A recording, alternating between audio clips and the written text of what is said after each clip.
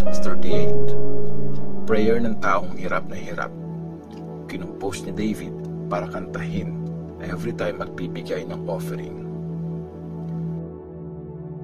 Lord, kung galit ka, huwag mo akong pagalitan.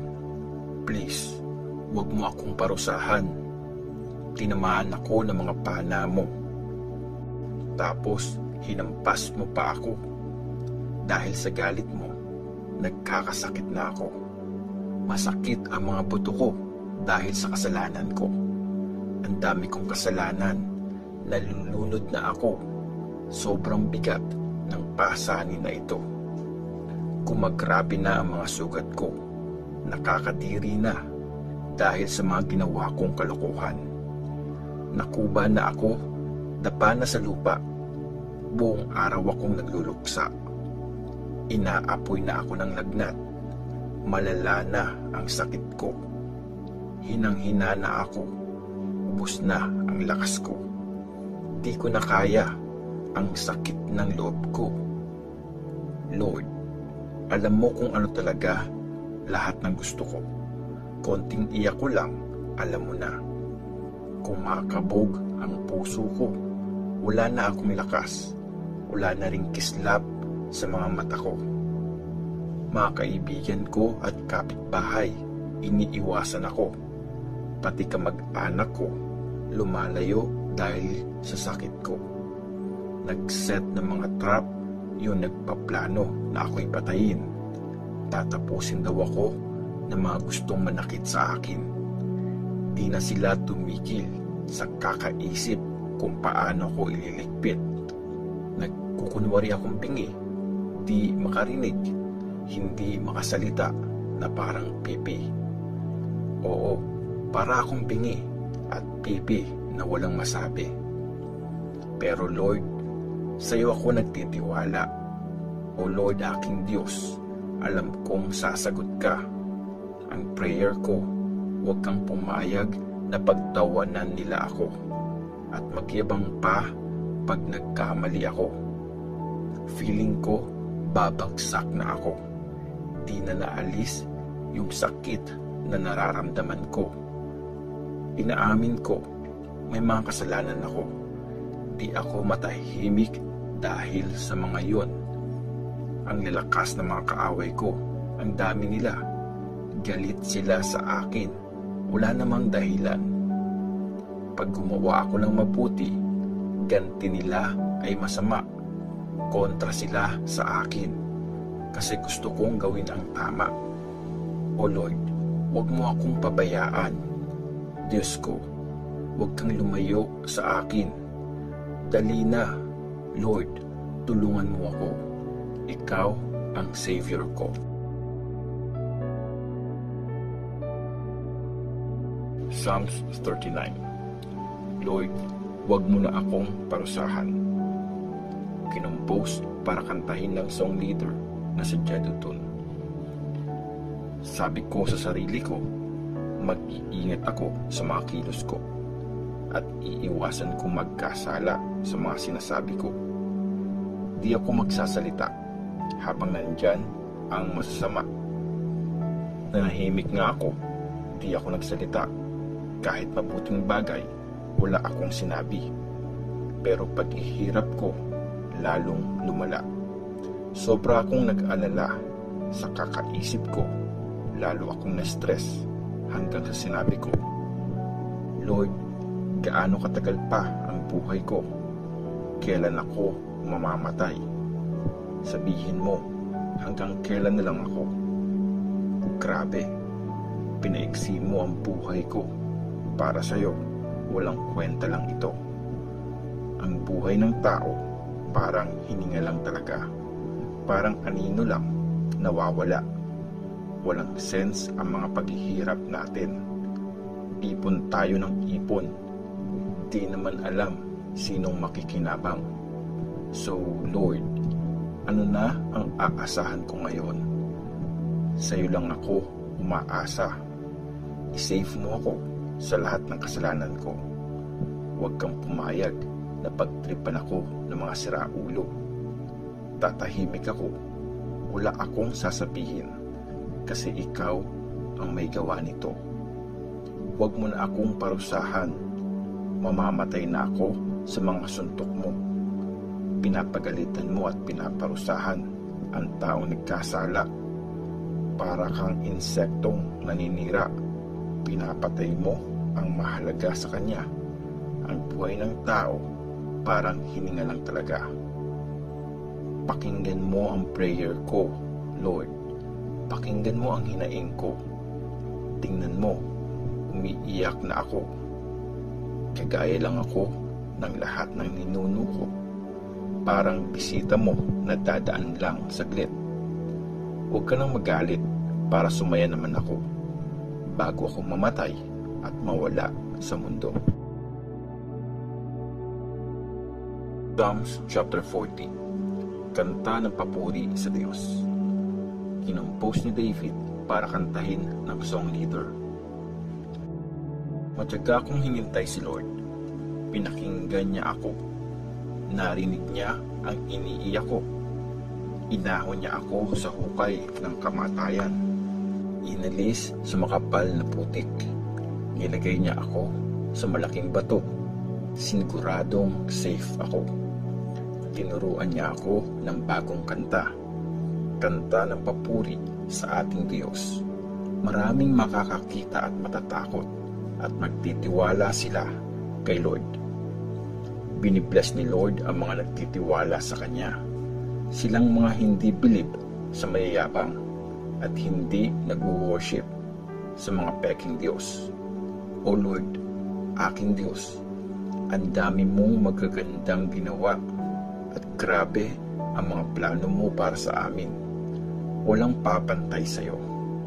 Kung iisa-isahin ko at ikukwento, di ko masasabi lahat sa dami ng ginawa mo. Mga sacrifice at offering, di yun ang gusto mo.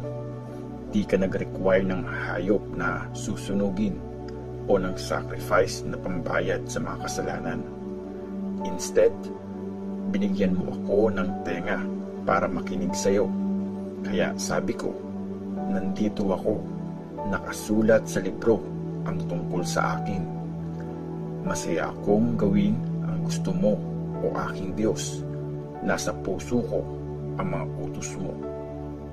Sa malaking gathering ng mga nag-worship sa iyo, kinuwento kong sinave mo kami. Di ako nanahimik. Alam mo yon, Lord. Di ko sinikreto ang pag-save mo sa amin. Sinasabi ko lagi na tapat ka at nagliligtas. Sa harap ng maraming nag-worship sa iyo, pinagsabi kong faithful ka at wagas magmahal. Sure ako, Lord, lagi kang maaawa sa akin. Safe ako kasi tapat ka at wagas magmahal. Lord, tulong. Nalulunod na ako sa mga problema, sa sobrang dami. Di ko na mabilang. Natabunan na ako ng mga kasalanan ko. Di ko na makita ang daan. Mas madami pa sa buhok ko ang mga kasalanan ko. Hay, hinang-hina na ako. Please, Lord, i-rescue mo ako. Please, Lord, tulungan mo na ako. Talunin mo sila at lituhin. Silang mga gusto akong patayin. Paatrasin mo sila at ipahiya. Yung mga taong masaya pag nasasaktan ako. Yung mga nagsasabing buti nga sa kanya. Manliit sana sa hiya kasi talo sila. Pero sana lahat ng lumalapit sa iyo matuwa at mag-celebrate. Yung mga natutuwang sinave mo sila, laging magsabing, ang galing ni Lord. Mahina nga ako at walang-wala, pero si Lord, lagi akong iniisip. Ikaw ang Savior ko at tumutulong sa akin. O Diyos ko, bilisan mo na. Psalms 41. Prayer ng may sakit. Kinumpose ni David para kantahin ng song leader. Binibless ang taong concerned sa mahihirap. Tinutulungan ni Lord pag meron siyang problema. Pinoproteksyon ni Lord at iniingatan ang buhay Kilala siyang pinagpala sa bayan niya. At sa mga kaaway niya, hindi siya pababayaan. Inaalagaan siya ni Lord pag meron siyang sakit. Pinapagaling siya, lakas ay binabalik. Nagpray ako, O Lord, nagkasala ako sa iyo. Maawa ka sa akin, pagalingin mo ako. Mga kaaway ko, grabe ang sinasabi tungkol sa akin. Sabi nila, kailan ba yan mamamatay? Bakit nandyan pa yan? Mga dumadalaw sa akin, ang paplastik. Gusto lang makasagap ng masamang balita. Pag alis, chichismis nila yon sa lahat. Yung mga galit sa akin, nagpupulungan. Ako ang pinag-uusapan. Ini-imagine nila yung pinakagrabing mangyayari sa akin. Sabi nila, malala na sakit niya. Hindi na siya gagaling. Mamamatay na yan. Yung best friend ko na pinagkatiwalaan ko, kashare ko sa pagkain, pero trinaitor ako. Maawa ka sa akin. Lord, pagalingin mo ako para magantihan ko sila. Malalaman kong natutuwa ka sa akin kasi di umubra sa akin ang mga kaaway ko. Tinulungan mo ako kasi ginagawa ko ang tama. Nilagay mo ako sa tabi mo forever. Praise the Lord, ang Diyos ng Israel. Purihin siya forever and ever. Amen. Amen. Psalms 42. Prayer ng taong pinatapon sa ibang bayan. Para sa song leader, tula ng angkan ni Korah. Kung gaano ka gusto ng isang deer na uminom sa batis, ganun din ako, O Diyos, uhaw na uhaw sa iyo.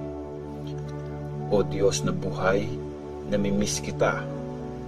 Kailan kaya kita makakasama para mag-worship sa iyo? Araw-gabi, iyak ako ng iyak. Halos luha na ang kinakain ko. Paulit-ulit, sinasabi ng mga kaaway ko, nasaan na ang Diyos mo? Natuturog ang puso ko pag naaalala ko yung dati. Ang dami naming naglalakad nun. Nililid ko sila papunta sa bahay ng Diyos. Masaya kaming kumakanta, nagpapasalamat. Lahat kami nagpupuri sa Diyos. Bakit ba ako natadown? Bakit di ako mapalagay? Sa Diyos ako aasa. Pupurihin ko siya ulit, ang Diyos at Savior ko. Nadi-discourage ako, kaya iniisip kita. Mula dito sa lupain ng Jordan at Hermon, mula sa Mount Mizar, naririnig ko ang galit na dagat at dumadugundong na waterfalls. Nilalamon ako ng malalaki mong alon. Sa umaga, Lord, pinaparamdam mo ang wagas mong pagmamahal. Kaya sa gabi, may kanta ako. Prayer ko yun sa Diyos ng buhay ko. Sabi ko sa Diyos na nagtatanggol sa akin, bakit mo ako kinalimutan? Bakit kailangan kong magdusa sa pang-api ng kaaway?